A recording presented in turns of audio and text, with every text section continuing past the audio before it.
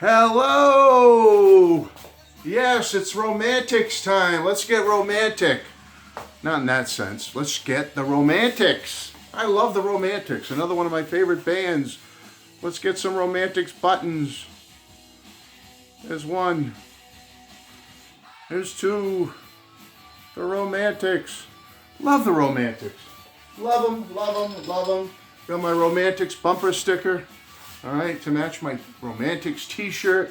Could put it on my hat if I wanted to, right? I could do that. Man, I am a Romantics fan from way back, folks. I mean, I was a card-carrying fan club member. All right, here's a sample. These go back over 30 years, almost 40 years. I used to get these newsletters from the Romantics fan club. And I'm about to show you my official Romantics membership card. There it is. Romantics fan club official member. It says, this card certifies that I, Matthew Street, am a registered member of the official Romantics fan club. That's right. Woo! Goes back a ways, folks, but I gotta tell you, they are one of my favorite rock and roll power pop bands of all time. I know I have so many. I say that with so many bands. I love the Beatles. I mean, you know how many bands I love. I got a couple little cool compilations. This is the only really compilation I know of them on CD. Does anyone else know of a better one? Please tell me if you do. I hate the cover of this. I'm sure the Romantics had no say in what this cover was going to look like on their other romantic hits. What I Like About You and their other romantic hits. It's a nice compilation. It's got only 10 songs on it though, which is kind of chintzy. But the cover's horrible. So, anyone know a better Romantics compilation I can get? Please let me know. That's the only one I have. And I have this really cool, I don't even know if you can get this anymore. The King Biscuit Flower Hour used to do concerts back in the 80s and I think into the 90s. They might have even done it in the 70s. And they put out this one called the Romantics King Biscuit Flower Hour Concert. It was a concert of the Romantics, like 17 songs, never before released, recorded live on October 30th, 1983 in San Antonio, Texas. This is killer. If you can get this CD, folks, try to get it. This is a great live concert of the Romantics at their peak. Their creative and rockin' peak. I mean, this was awesome. So grab that. And let me tell you, I've been a Romantics fan since day one. I'll tell you, before I even show you all my CDs I have this EP that goes back way before their first album even came out. This came out in 1979. It's on Bomb Records. Here's the label, Bomb Records. Pretty cool. Cover's kind of odd, but it's just called Romantics. It's an EP. And it's a 12-inch EP with Tell It to Carry, Running Away, First in Line, and Let's Swing. I'll show you that. Check it out. So I have I'm really pleased having this 12-inch EP. So I have that, and I got to show you something else. The first single I ever got of the Romantics. And here it is, What I Like About You. Still in the picture sleeve. That's the back. All right, show you the disc. What's nice about this one is, I believe it's a promo. Yeah, this is my promo one. So you get What I Like About You on one side, and you get What I Like About You on the other side. I do have the regular single somewhere else where you get another song on the flip side, but I thought I'd show you the promo. And again, let's go back to the CDs now. I've got them all, folks. I've got everything I believe you can possibly get of the Romantics. First album, The Romantics. And what I always liked about this album is, if you really look at it, it's kind of like they always made comments, the critics, about the Knack, trying to have an album cover and get the Knack that looked like, you know, paying homage to the Beatles. Well, if you really look at the Romantics' first album, what album cover does that kind of look like? Meet the Beatles or With the Beatles. Look at, you got the rhythm guitar player, like John. You've got the lead guitar player, you got the bass player, where Paul was, and sitting down below is the drummer. All right. The Romantics, the original members were Wally Palmer, Mike Skill, Rich Cole, and Jimmy Marinos. And, you know, when this album first came out, I remember looking at it going, oh, you know, it kind of has that look like Red Leather, like, what are they, kind of like a new wavy dance poppy thing, but nothing of the sort, folks. There's the CD. When you put this thing on, you are rocking. You are rocking and rolling like you've never rocked and rolled before in your life. It is so good. Always loved that first album. They then put out a second album. That first album came out in early 1980. I think it was just early 81, or no, I'm sorry, late 1980. Early 80, the first one came out. Then in late 1980, National Breakout came out. There's the back. Fabulous, fabulous album. And here's the CD. Okay. Their third album came out in 1981. It's called Strictly Personal. And now they're going to like a pink leather type outfit. This is probably their hardest album. It's more like arena rock, bordering on metal, okay? They kind of changed gears. The first two were really strict power pop rockers, and this gets a little more arena rock and metal-y, but it's still good. I love it. And here's the CD. The Romantics came from the greater Detroit area, and man, they burst on the scene unbelievable. You all know their big hits, I'm sure.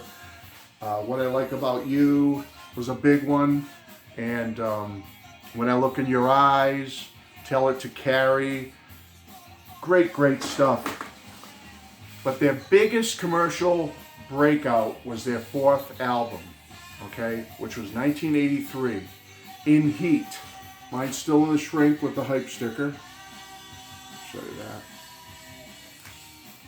This is their breakout, folks. This is the one that put them on the map permanently. Sold a ton, top of the charts. 2 or 3 top 40 hits on here. The biggest one is, I'm sure you all know, is Talking in Your Sleep. Great, great album, folks. I love this album. I've seen the Romantics live many times. I saw them a lot on this tour back in 83, 84. And I'll tell you, they were killer, folks. Killer, killer band. And this is probably one of my favorite albums of theirs. Okay, after that album came out, Jimmy Marinos left the band, and they never were really the same after he left. They got another drummer here, David Petratos, who was a good drummer. I saw them live with him, and he was serviceable. He did a great job, but I don't know. They lost momentum after Marinos left, and they did put out this album in '85 called Rhythm Romance, and it did have a couple of hits on it, believe it or not. It did. The biggest one was Test of Time. Show you the hype sticker there. It's a pretty good album, but to me, it's too much trying to be In Heat Junior. Like, In Heat's just a 10 out of 10. And this one just doesn't quite measure up because they tried to recreate that formula of In Heat, and it didn't quite work. But, you know, fanatic like me, I listen to this album all the time. I love it. But I wouldn't say go to this one first for you newbies. Okay, so that's it for that. Let's see. Oh, I do have that on CD as well. Rhythm Romance on CD. Okay, then they kind of, after Marinos left, they took a major layoff. I mean, I can't tell you how many years went by, and they were still kind of together playing live and stuff, but they weren't putting out new music. And then I want to say it's about 1993, okay? So you're talking a good 8-9 years later after their last studio album. They put out this 5-song EP, so it's kind of like half an album, called Made in Detroit. This is probably hard to get now, I'm guessing. This is killer stuff. These 5 songs, when this album came out, I just dropped the paper. When this EP came out, I was just so excited that they were back and rocking again. And I couldn't believe how they hadn't lost anything. If anything, they were so much better than the last studio album, Rhythm Romance. Made in Detroit just kills it. It's just a killer EP. And it's a shame it's only 5 songs. I wish they had made this a full album. Fabulous. If you can get your hands on it, folks, grab it.